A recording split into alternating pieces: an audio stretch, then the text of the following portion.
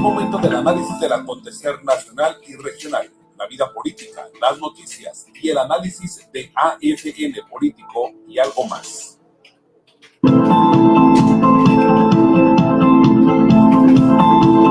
Es momento del análisis del acontecer nacional y regional, la vida política, las noticias y el análisis de AFN Político y algo más.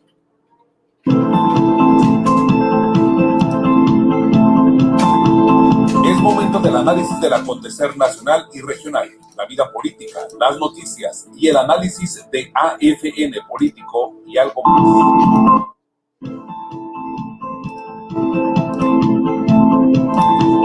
Es momento del análisis del acontecer nacional y regional, la vida política, las noticias y el análisis de AFN Político y algo más.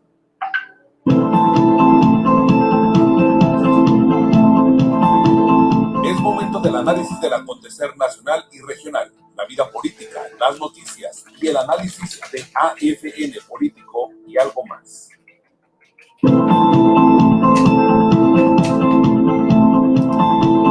Es momento del análisis del acontecer nacional y regional, la vida política, las noticias y el análisis de AFN Político y algo más.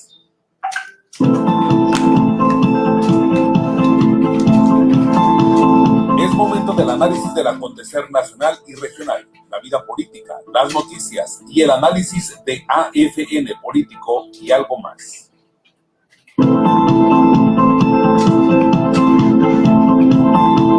Es momento del análisis del acontecer nacional y regional, la vida política, las noticias y el análisis de AFN Político y algo más.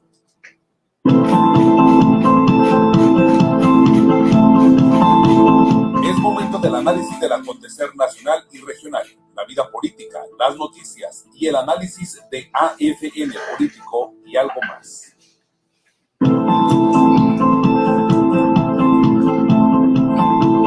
Es momento del análisis del acontecer nacional y regional, la vida política, las noticias y el análisis de AFN Político y algo más. ¿Qué tal? Muy buenos días, qué gusto saludar a todos ustedes esta mañana ya de miércoles 5 de agosto del año 2020.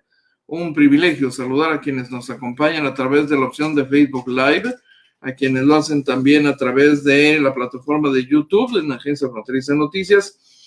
Por supuesto, también estamos transmitiendo a través del portal de esta agencia noticiosa líder en el noroeste del país, en www.afntijuana.info. En punto de las 3 de la tarde, como todos los días, en horario diferido, le llevamos esta edición a través de Canal 73 CNR estatal, esta opción de televisión por cable que nos permite llegar hasta Yuma, Arizona, San Luis Río Colorado y lugares circunvecinos, que está haciendo algo de calorcito por allá, pero bueno, llegamos finalmente con un enorme gusto a todos ustedes. Gracias por estar con nosotros. Don Gustavo Alfonso Jiménez Pensado, muy buenos días, bienvenido. Gracias por acompañarnos esta mañana. Algunas novedades interesantes que compartirle, por supuesto, del menú informativo de las últimas horas. Le confirmo para quienes nos han estado preguntando si la caseta de playas de Tijuana está activa y cobrando. No están cobrando en este momento, se lo reitero. Hemos estado ahí hace algunos momentos en la caseta de playas a través de nuestro compañero Joebet Terríquez, quien pudo verificar que efectivamente las plumas que limitan el acceso están abiertas. Hay confusión todavía, muchos automovilistas que llegan y hacen medio alto, suponiendo que todavía hay gente en las casetas, no están seguros si tienen que pagar o no, y bueno, pues finalmente continúa su marcha, pero tal como lo había anunciado el gobierno del estado, se está cumpliendo la instrucción de que al menos durante 2 semanas no se cobraría en lo que se lleva a cabo la elaboración de este padrón de habitantes de la zona que serán beneficiados con un tipo de credencial o mica o tarjeta electrónica para poder cruzar sin pagar peaje, y una vez que este padrón esté listo y que las familias tengan en su poder esta tarjeta o credencial, finalmente se vuelve a reactivar el cobro en la caseta y ya seguirá aplicándose ese cobro, con excepción de los vecinos de la zona. Son 18 fraccionamientos, algo así como 12,000 personas. Entonces, así están las cosas al día de hoy. Es más, le voy a compartir el reporte de nuestro compañero Joebet Terríquez, mientras le adelanto que, oiga, la cantidad de víctimas de la explosión de Beirut conforme pasan las horas es verdaderamente atroz. 300,000 familias sin hogar. Es una cantidad increíble. Los muertos, por supuesto, siguen a la alza, ya se duplicaron. La cantidad de heridos, por supuesto, y muy factiblemente la cantidad de muertos va a crecer todavía más. Hay familias que simplemente desaparecieron. No hay reporte alguno que permita saber qué pasó con ellos. Y muy probablemente pues se desvanecieron por el calor tan intenso en el epicentro de la explosión y en la zona, en el primer anillo periférico. Entonces, caray, de eso y más vamos a platicar en un momento más. Por lo pronto, saludo también a don Israel Núñez, que nos acompaña. El PAN ya quiere entorpecer el proceso del Marro para liberarlo, y eso que el gobernador se anda vanagloriando con bandera ajena, dice Israel Núñez. Sí hay ahí alguna controversia en relación con este capo, este sicario, bueno, el jefe del cártel de Santa Rosa de Lima, detenido finalmente por las Fuerzas Armadas el fin de semana. Nuestro amigo Roberto López, muy buenos y calurosos días, mis amigos, dice de nuevo en nuestro mejor noticiero. Hombre, mi estimado Roberto, muchas gracias, muy amable, un placer saludarte como siempre. Leti Flores, bienvenida, muchísimo gusto de saludarle. Déjeme compartirle este reporte de nuestro compañero Joebet Terríquez. Es sobre la caseta de playas. Fronteriza de noticias. Aquí me encuentro una caseta de cuota, bueno, ex caseta de cuota. Muy buenos días, público de Agencia Fronteriza de Noticias. Aquí me encuentro una caseta de cuota, bueno, ex caseta de cuota. De Tijuana Rosarito, donde se puede observar, sigue siendo liberada y en posesión de las autoridades del Estado. No se está cobrando cuota. De regreso a Rosarito. Y tampoco se está cobrando cuota de Tijuana hacia Rosarito. Y que las personas pueden observar como desesperados pitan, porque hay gente que aún sigue bajo la idea de que tienen que estar pagando y no se está cobrando nada. Como ven, no hay ni siquiera trabajadores en las cosas cerradas y la gente puede transitar libremente. Ahí al fondo se pueden ver elementos estatales cuidando el lugar. Como se había dicho por parte de la Fiscalía del Estado, que iban a permanecer elementos estatales aquí resguardando el lugar, vigilándolo. Pueden ver un camión de hijo. No pagues, nadie está pagando.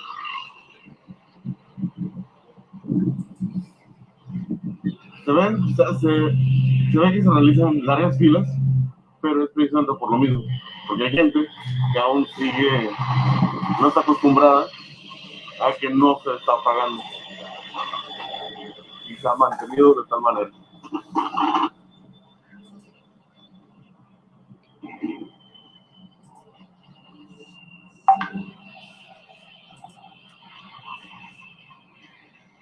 Los carros están pasando libremente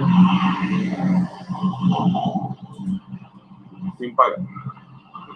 Lo que hace falta es que abran más de casetas para que el tránsito opere más rápido.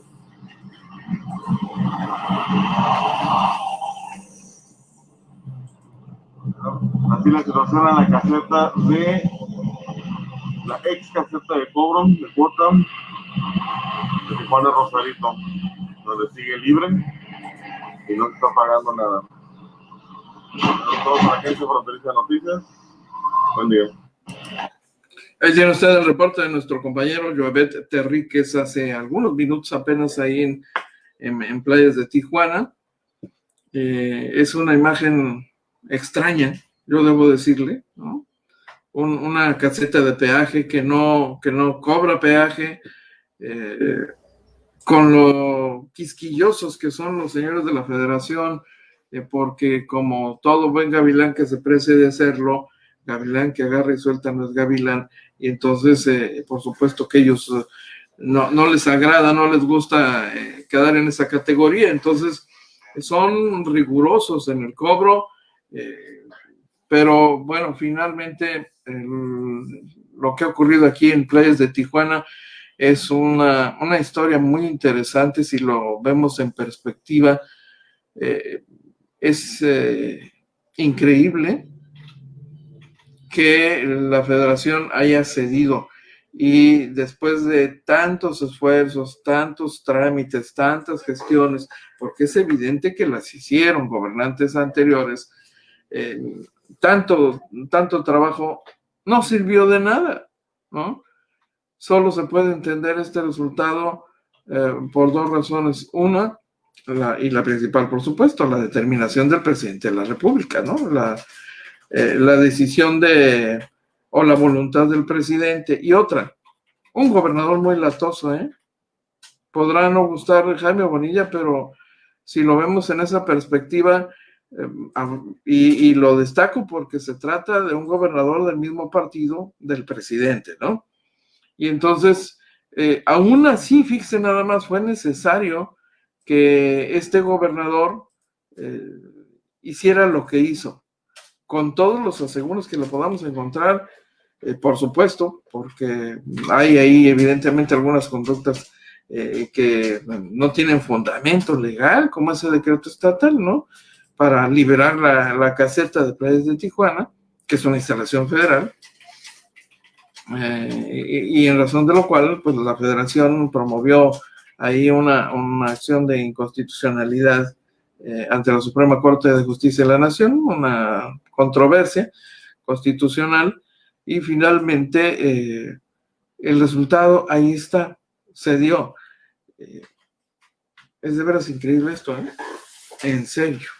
Y independientemente de que, de acuerdo con lo planteado en el acuerdo firmado hace algunos días con el gobierno federal, la caseta se recorra 7,5 kilómetros, sigue en proceso pues el trabajo administrativo para desincorporar ese tramo de carretera y entregarlo al Estado, que sería todavía una solución mejor, una solución definitiva. Así que es muy interesante esto que estamos viendo, sin duda lo es. Permítame saludar, a ver quién nos acompaña por aquí. Deberían de reembolsarles todo lo que les robaron a los vecinos de playas. Don Israel, le digo, gavilán que había resuelta no es gavilán. Ese dinero ya se amoló, ¿no? Ya desapareció, lo metieron a la licuadora y se acabó, ¿no? La otra parte, a propósito de este comentario que hace Israel Núñez, dice: solo espero que esta adjudicación de gobierno del Estado no sea para beneficio personal de los que están en este gobierno estatal, porque muchos vienen de otros partidos con malas mañas. La gran duda que quedará, ojo, es si gobierno del Estado, este gobierno, toma la decisión de decir, vamos a seguir cobrando por el peaje, pero ahora nosotros, ¿no? Lo que por supuesto no creo que genere muchos aplausos. Entonces será muy interesante verificar con el gobernador si en algún punto está considerado que la carretera se quede sin cobro, ¿no? O sea entregada al gobierno estatal para la administración y termine convirtiéndose en una caseta, pues sí, en un tramo administrado por el fideicomiso estatal que ya maneja otra vialidad con la misma, con el mismo criterio, el cobro que hace por allá por la zona del Hongo, ¿no? Entonces, es finalmente el gobierno del estado el que hace ese cobro. Así que esa es una duda que no ha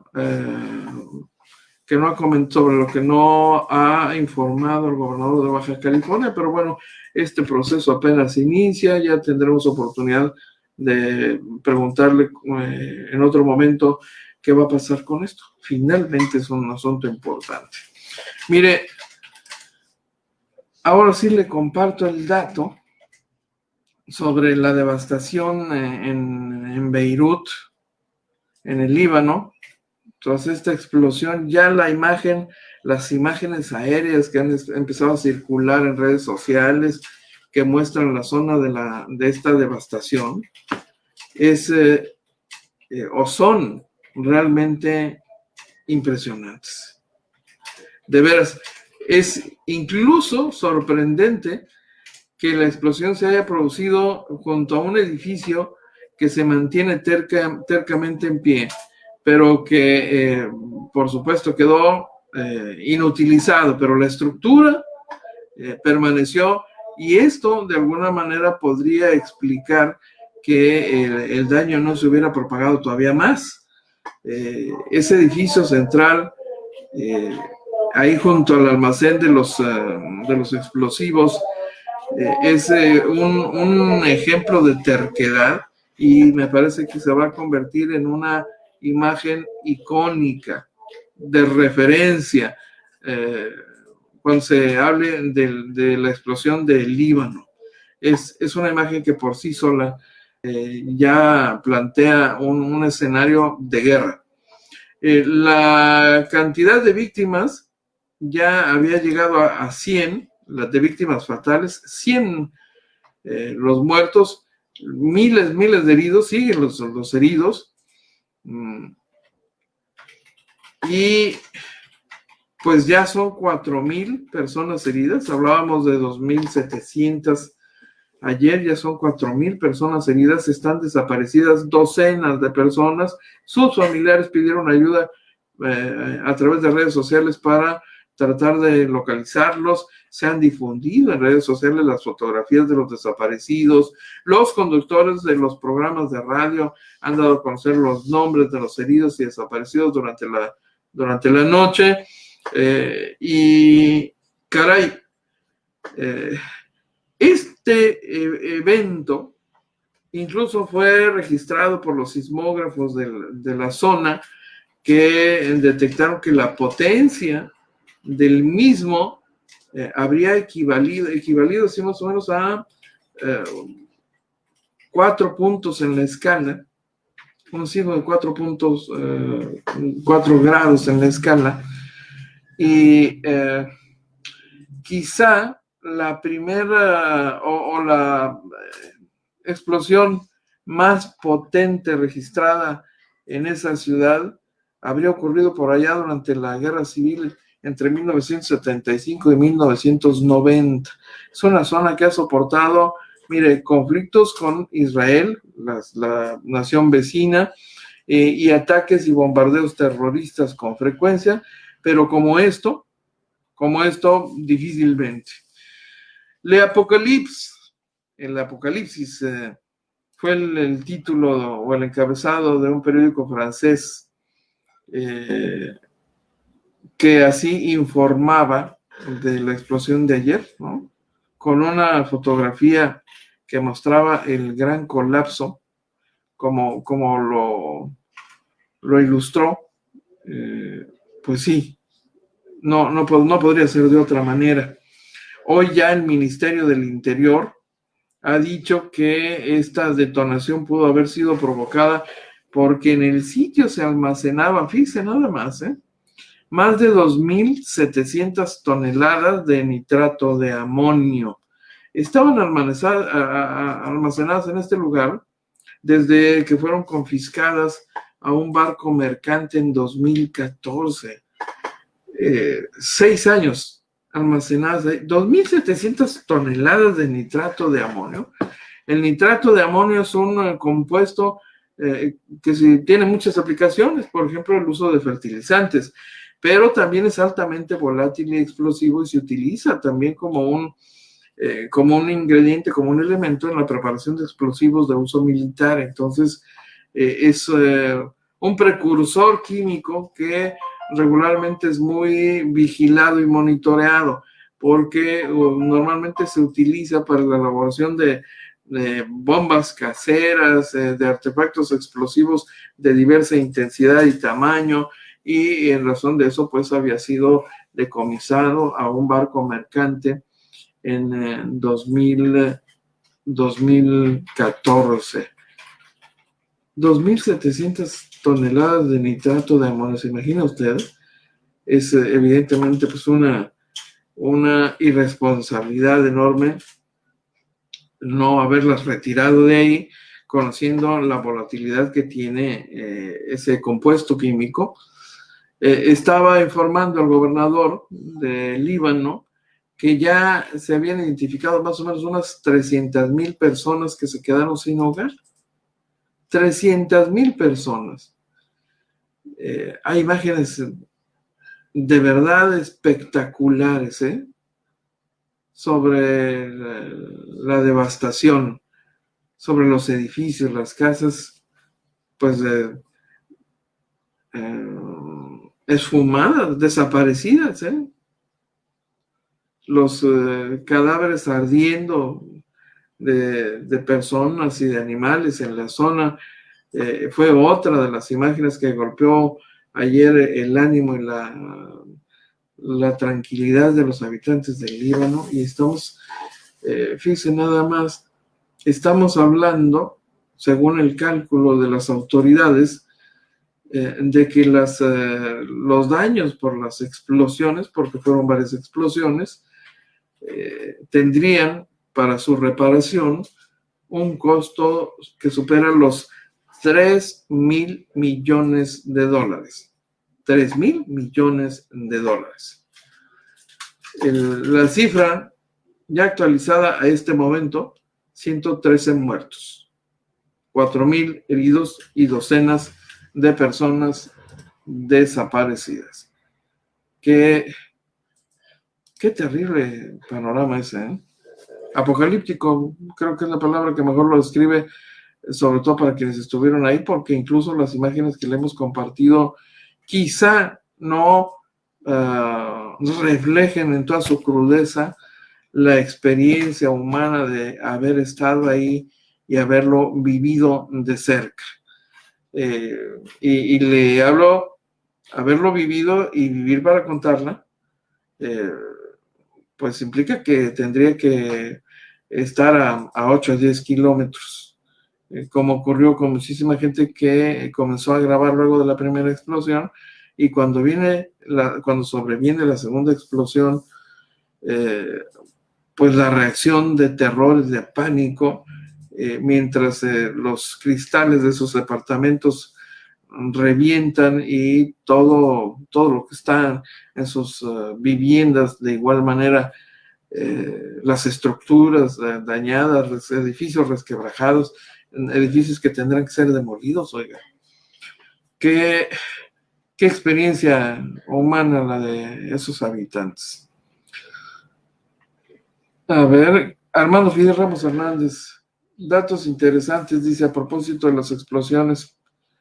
En el Líbano se hablan 3 idiomas, árabe, francés e inglés, circulan 40 diferentes periódicos diariamente.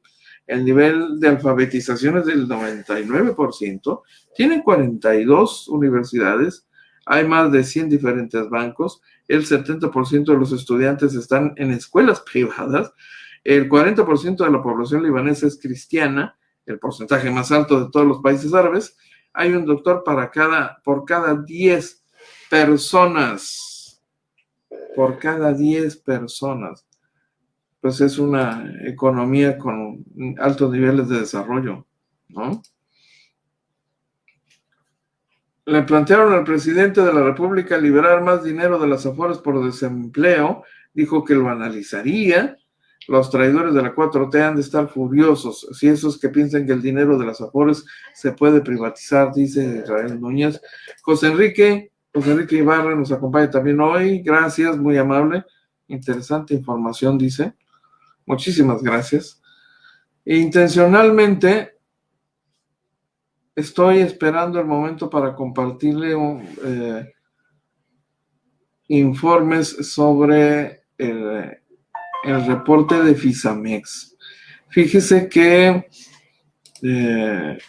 lo ocurrido ayer en el caso de la pasteurizadora Azucena en Ensenada es todavía más escandaloso porque conforme transcurrieron las horas se pudo profundizar todavía más en el trabajo técnico de campo, en la auditoría técnica practicada a la empresa y los adeudos enormes que tiene esta empresa con el organismo operador de agua de Ensenada, tan solo por una sencilla razón, verá usted.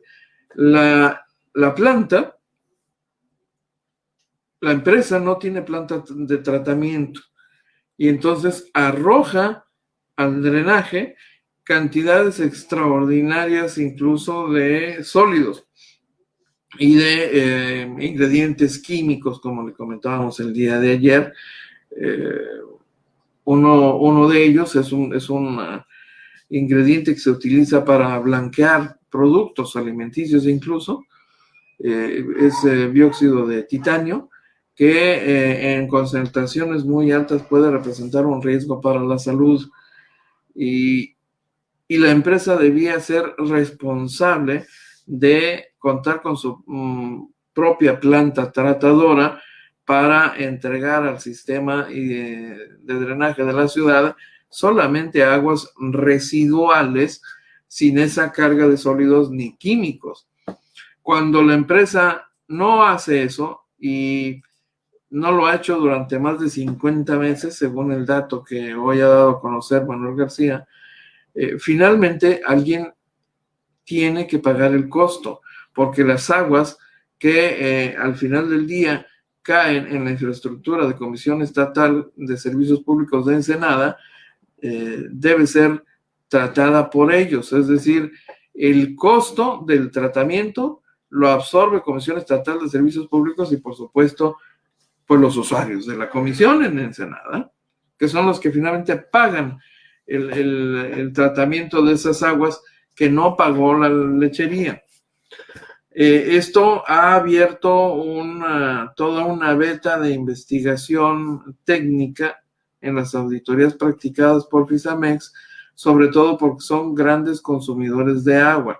Son empresas cuyos procesos industriales requieren mucha agua, pero además en el mismo proceso productivo arrojan desechos y algunos de ellos incluso químicos.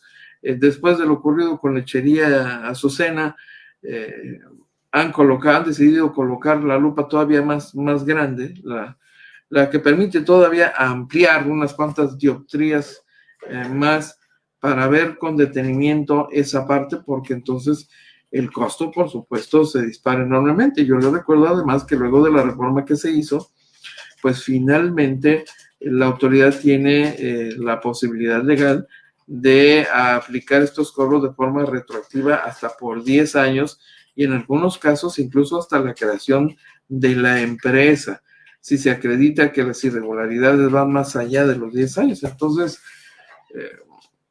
ahí habrá lío, yo le quiero decir. Y efectivamente, los de Lechería Azucena, que es una empresa de Chihuahua, según lo que ha dicho ahí el gobernador, pues se está enfrentando el riesgo de una denuncia penal y alguien podría ir a parar a prisión por esto. Es un asunto muy delicado y esto sentaría un precedente extraordinario, de verdad. Ya está con nosotros Luis Pablo Esparza, desde Mexicali. Tarde pero seguro, dice. Muchísimas gracias. Gracias por acompañarnos.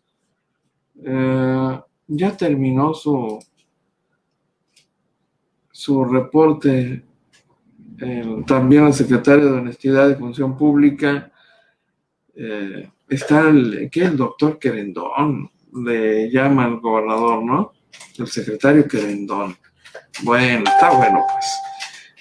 Ahí lo dejamos en su reporte al secretario de Salud, el doctor Perrico, y en todo caso le entramos al tema en unos momentos más, pero por lo pronto, mire, hoy el presidente López Obrador dijo que nuestro país tiene garantizado el acceso a una posible vacuna para combatir COVID, para prevenirla, pues, y dice que se tienen además ya los recursos para comprar esta vacuna.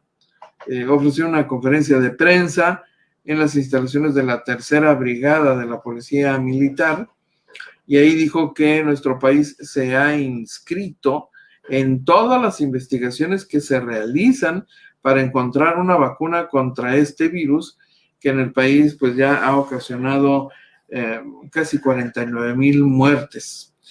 El presidente, por cierto, acompañado del gobernador de Sinaloa, esto en la transmisión efectuada desde Culiacán, dice que, o recordó que México había presentado una iniciativa ante la ONU para evitar el acaparamiento de una posible vacuna, así como medicamentos e insumos para combatir el coronavirus, una iniciativa que funcionó según los datos que hemos venido conociendo, una iniciativa que funcionó finalmente a favor de nuestro país y que le va a permitir el acceso tan pronto haya vacunas disponibles y a precio razonable. Veremos finalmente de qué estamos hablando, cuánto es un precio razonable. Ya sabemos que el trabajo de investigación científica y de desarrollo farmacológico para obtener un producto tan importante en ese momento como una vacuna, también está impactado por aspectos de mercado muy elementales como la demanda.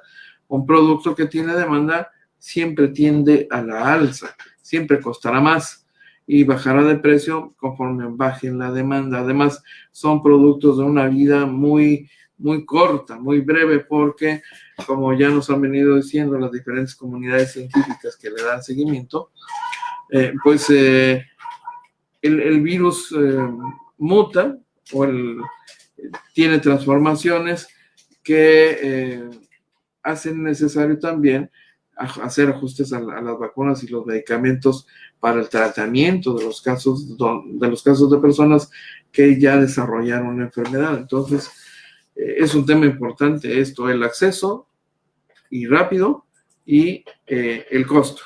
Evitar la especulación, que es básicamente el centro de la propuesta que hizo México, que hizo el gobierno de López Obrador ante Naciones Unidas y que hoy estaría rindiendo frutos finalmente a favor de la población.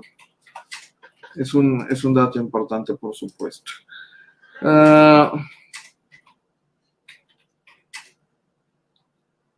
¿Nos van a cobrar la vacuna directamente o lo va a proveer la Federación por medio de nuestros impuestos? Pues yo supondría que será aplicada por el gobierno, ¿no? Con toda seguridad no tendrá un costo directo para los habitantes. Sí, tiene un costo con cargo a los impuestos de los mexicanos, finalmente, porque se compran como país, el gobierno compra como tal la vacuna como parte de su política pública en materia de salud, y como se trata de un tema de salud pública y de riesgo sanitario, pues evidentemente hace la compra de manera directa y lo distribuye a través de la estructura de salud en todos los estados. Así que sepamos, no nos va a costar un peso directamente cuando este producto esté ya al alcance de todos los mexicanos. No descarte usted, por supuesto, que por nuestra condición de frontera tengamos la posibilidad de comprar vacunas de las que compre el gobierno de los Estados Unidos, ¿no?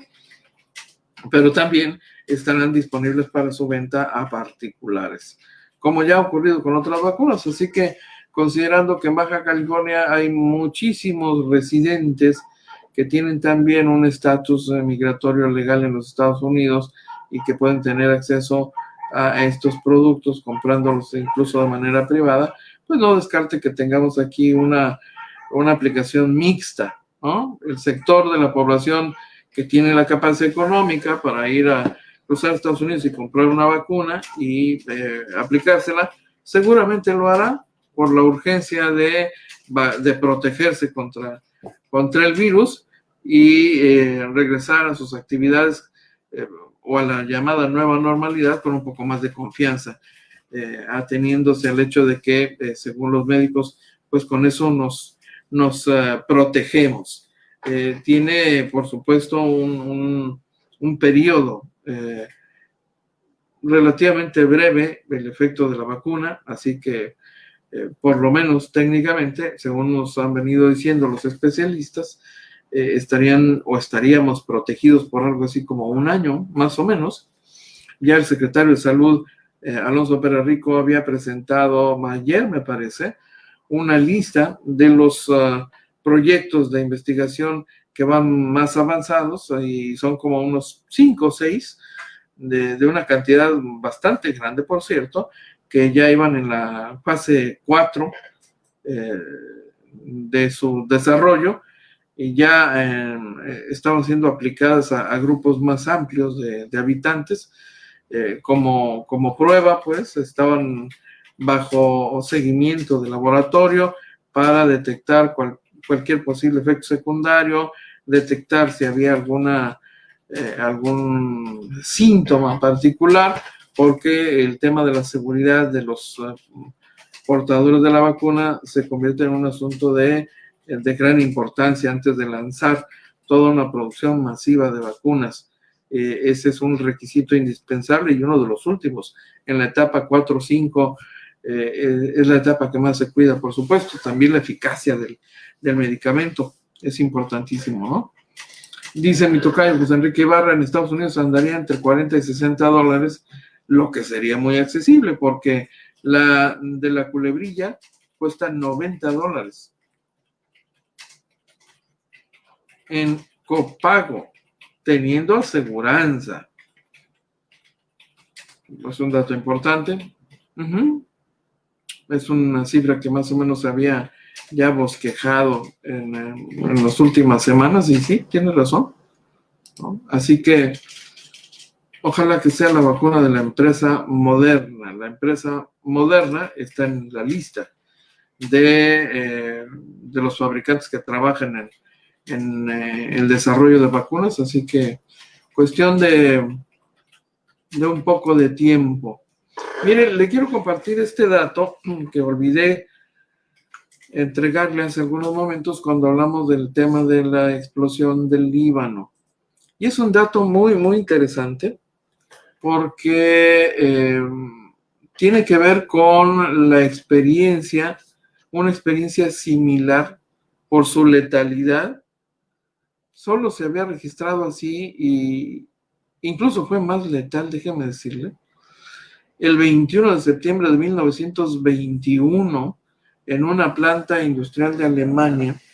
Ahí provocó esa explosión 561 muertos.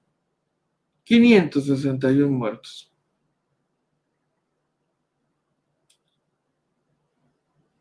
En el caso de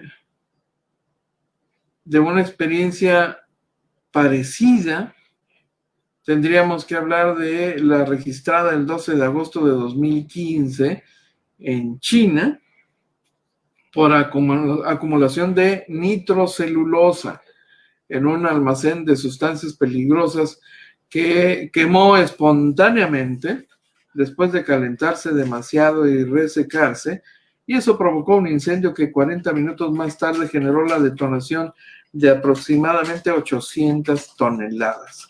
800 toneladas de nitrato de amonio almacenado cerca de la nitrocelulosa.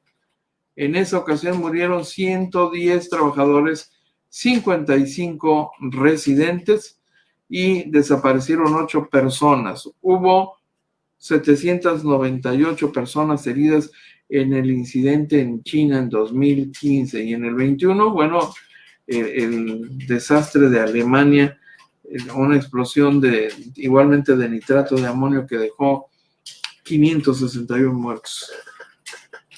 Es información, son datos francamente espeluznantes, ¿no? No creo que pudiésemos imaginar de veras siquiera la dimensión de la tragedia. Habría que haberlo vivido de cerca.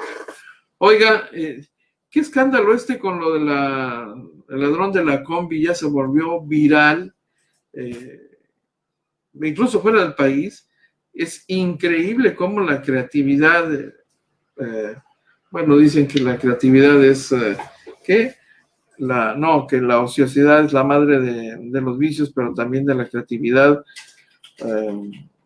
Yo no sé si es el caso, se aplica en este caso, pero esa videogolpiza a un ladrón que se atrevió a subir una combi sin más arma que sus gritos, porque no hay constancia de que haya llevado un arma de fuego o un cuchillo o nada por el estilo, que le han puesto una patiza, bueno, criminal incluso. Y es un asunto que generó cosas tan ridículamente absurdas como una cantidad enorme de memes en redes sociales y además hasta una canción, ¿no? Que imita o que utiliza los ritmos y la música de una canción de un conjunto muy popular, el de Los Ángeles Azules. 17 años se llama esa canción. Bueno, la versión correspondiente, pero con el texto alusivo al acto de violencia es de veras, bueno, de no creerse, ¿no? Alguien que es muy talentoso musicalmente y ahí en su estudio, él ejecutó los sonidos con todos los instrumentos que requería, todo lo que lleva, y además las diferentes voces y hasta el coro, y bueno, dice uno, ay, increíble pero cierto, sí, increíble pero cierto. Ahí está para la historia, sobre todo por una razón. Ya los familiares han decidido proceder legalmente y demandar. Ahora se invirtieron los papeles a los atacantes del ladrón por el exceso de la fuerza y por pues la gravedad de las lesiones que le han provocado. Estarían demandando algunos millones de pesos como indemnización, y muy seguramente va a ganar la familia de este delincuente, porque hay todas las agravantes y además los atacantes, que de pasajeros y víctimas se convierten en delincuentes, pues están identificados, ya están identificados. A estas alturas seguramente ya tienen la cobertura correspondiente de los abogados que van a requerir, pero muy probablemente van a terminar en prisión y van a tener que pagar un dineral por el chistecito. El asaltante que fue golpeado en la combi allá en el Estado de México, en este incidente, que es de veras increíble lo que hemos visto, ¿no? 24 años tiene el ladrón, que se llevó una golpiza tremenda. Se llama Raúl, según la información que se conoció en las últimas horas. Tiene una licencia de chofer de transporte público y en algún momento fue guardia de seguridad privada. Bueno, en las redes sociales cundió la información tan rápidamente que hasta la dirección exacta de este delincuente en ciernes empezó a conocerse. Ya puede usted imaginar la preocupación de los familiares cuando los datos personales del ladrón fueron difundidos, con el riesgo pues de una agresión en su domicilio. Así que qué increíble este asunto, de verdad impresionante. A ver, Ah, muy bien, ya tenemos ahí a Mónica Serrano. Oiga, a ver, ¿dónde está esto?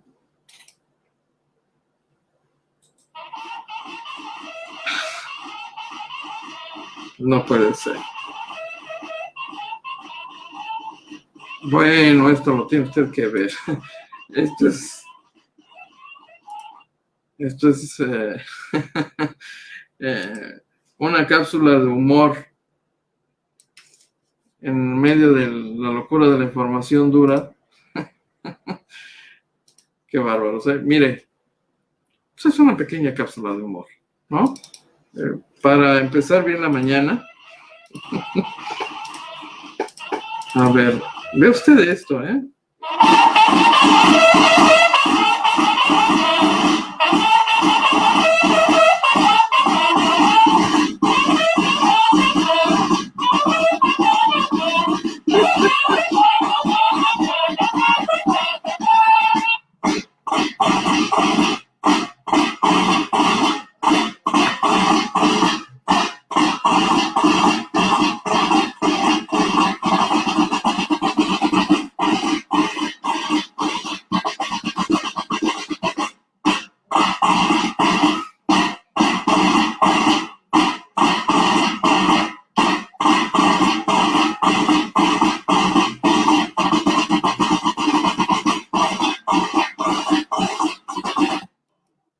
Qué bárbaros, ¿eh?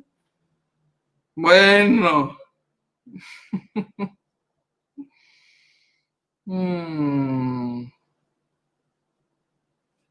Muchísimas gracias, de veras. Bueno, ¿qué quiere que le diga, eh? Bueno, pues aún en la pandemia, que no se pierda la capacidad de divertirse y sonreír, el sentido del humor que no se pierda también, ¿no? Permítame saludar, aquí tenemos a varios acompañantes esta mañana en la transmisión de hoy. No quiero dejar a nadie fuera. A ver. Silencio, muchacho.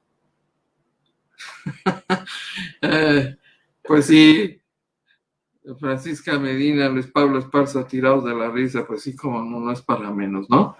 Buenos y bendecidos días, les dé Dios, dice Francisca Medina. Muchísimas gracias por acompañarnos. Ya se está volviendo tendencia a golpear a los asaltantes, dice Israel Núñez. Hay otros casos, creo que la gente ya se siente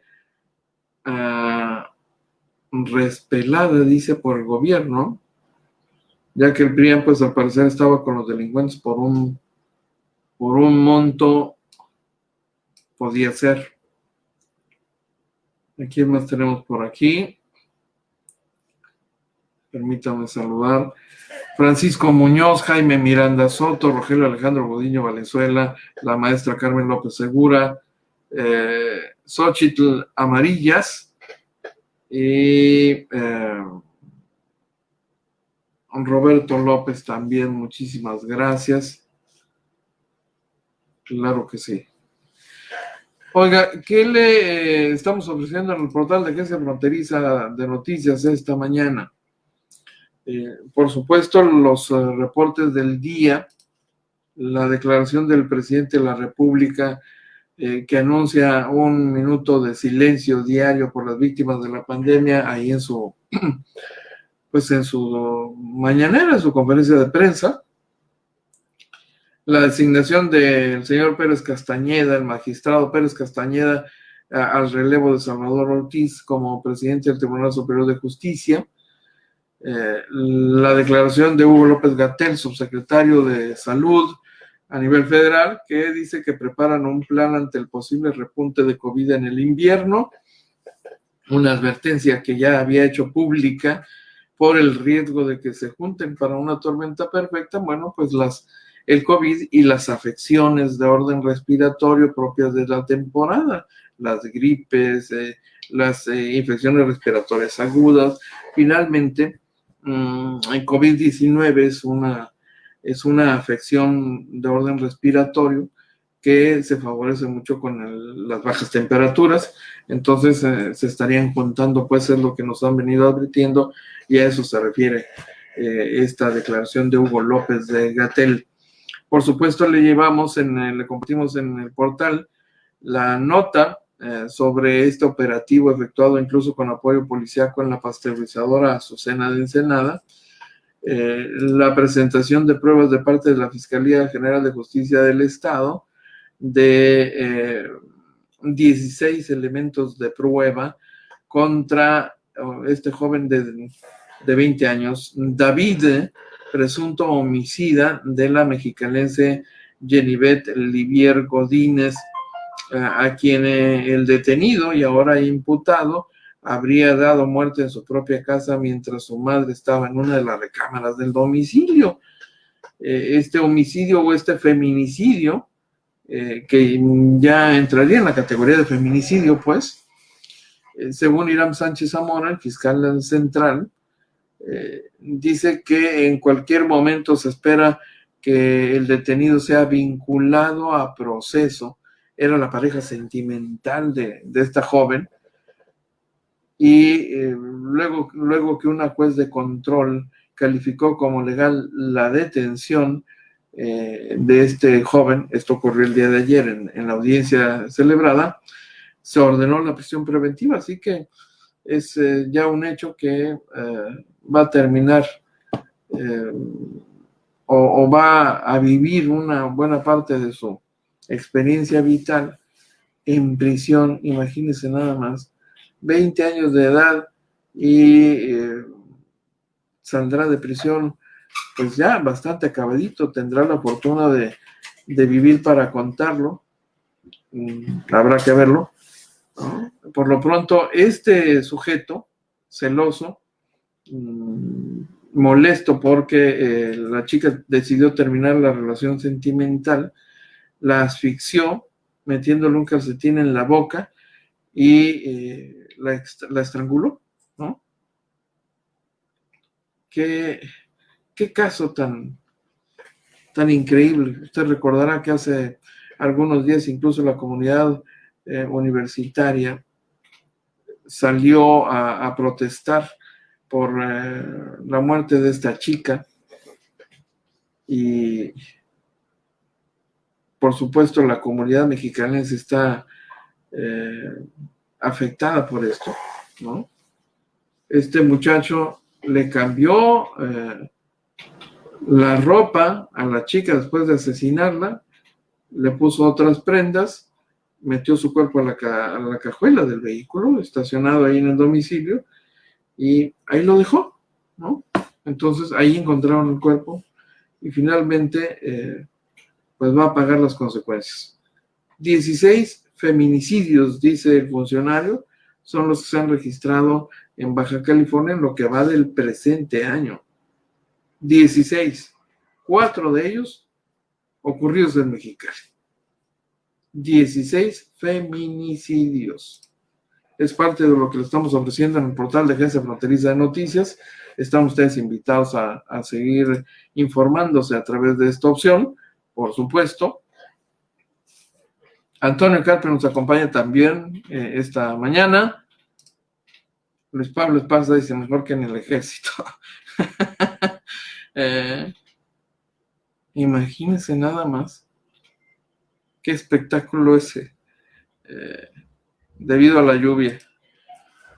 Me recuerdan las canchas de Jorge Ramos que también marcharon en la canalización, dice José Enrique Ibarra. Sí, estas canchas habilitadas ahí en el canal del río. Imagínense nada más, el orgulloso de compartir, de mostrar un proyecto interesante, porque lo era, ¿no?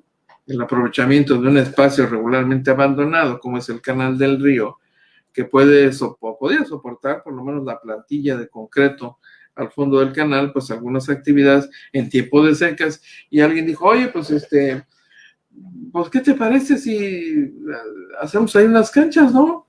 De fútbol rápido o algo así.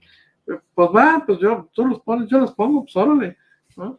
Y no pasaron muchos días, de veras, creo que no pasó ni la semana, cuando se deja venir una lluvia y adiós, adiós. Fernando González, buenos días. Gusto saludar a don Fernando González que nos acompaña esta mañana. Muchísimas gracias, muy amable. Le comparto otra información adicional porque hace algunos momentos se retomó una audiencia en el caso del líder del cártel de Santa Rosa de Lima, el dichoso Marro. Había iniciado ayer esta audiencia, en contra de José Antonio el Marro y 5 personas más detenidas, 5 cómplices detenidos en la madrugada del domingo en este operativo ahí en el municipio de Juventino Rosas, Guanajuato. Durante este operativo del Ejército, la Guardia Nacional, la Fiscalía General del Estado de Guanajuato y la audiencia de control que inicia ayer se detuvo a petición de la defensa, solicitó una prórroga, se retomó este miércoles y hace algunos momentos finalmente se ha definido, se ha decidido calificar de ilegal la detención del Marro como parte del procedimiento iniciado en su contra. Tendrá que responder por varios asesinatos, ¿no? Empieza a surgir ya la información y la lista de víctimas muy concretitas y por supuesto también de familias guanajuatenses que hoy están saliendo a la luz pública para reclamar justicia en el caso de sus seres queridos asesinados por José Antonio Yepes Ortiz y su banda de delincuentes. Uno de esos casos es el de Guadalupe Alejandre, una mujer de Irapuato, madre de 2 hijos. Dice que uno fue asesinado y que el mismo día del velorio, el 1 de noviembre de 2017, sujetos armados se llevaron a su otro hijo que sigue desaparecido, no se cansa de buscarlo, pero pues muy probablemente termine igual que el hermano, muerto. No se descarta. Ya puede usted imaginar el dolor de una madre, ¿no? A él que no le digan que su hijo era delincuente o no, que andaba en malos pasos y por eso fue ejecutado, si es que es el caso, ¿no? de sus hijos. Finalmente, el dolor de una madre no reconoce ese tipo de cosas, ¿no? Solo sabe que sus hijos los ha perdido, sus 2 hijos. Y no es el único caso, empiezan a surgir más historias de este tipo, así que, caray, podemos imaginar muy claramente esta tragedia porque en Baja California se ha vivido, hay muchas familias que todavía no encuentran los restos de sus hijos, entonces es una historia conocida para los tijuaneses particularmente, sin duda, claro que sí. Hombre, muchísimas gracias. Gracias por acompañarnos también en esta opción. Son muy amables, por supuesto. Le agradezco enormemente. Muy gentil por sus palabras. Oiga, ya nos vamos. Nos vemos en punto de la 1 p.m. con la segunda edición de AFN Político y algo más para entregarle el resto de la información que hemos estado preparando para usted. Le recuerdo que hoy por la noche nuevamente los reporteros, como todos los días, por lo menos de lunes a viernes, los reporteros del barrio salen de noche. Y aquí en la Agencia Fronteriza de Noticias se reúnen, se dan cita, se convocan para compartir información y más información y comentarios y entrevistas, desde luego. Así que tenga usted una mañana extraordinaria, que tenga buen provecho, nos vemos más tarde. Y es todo por hoy. Lo invitamos para que nos siga de lunes a viernes, de 12 a 1 de la tarde por este canal. Agencia Fronteriza de Noticias es el portal de noticias más influyente y que sí se lee.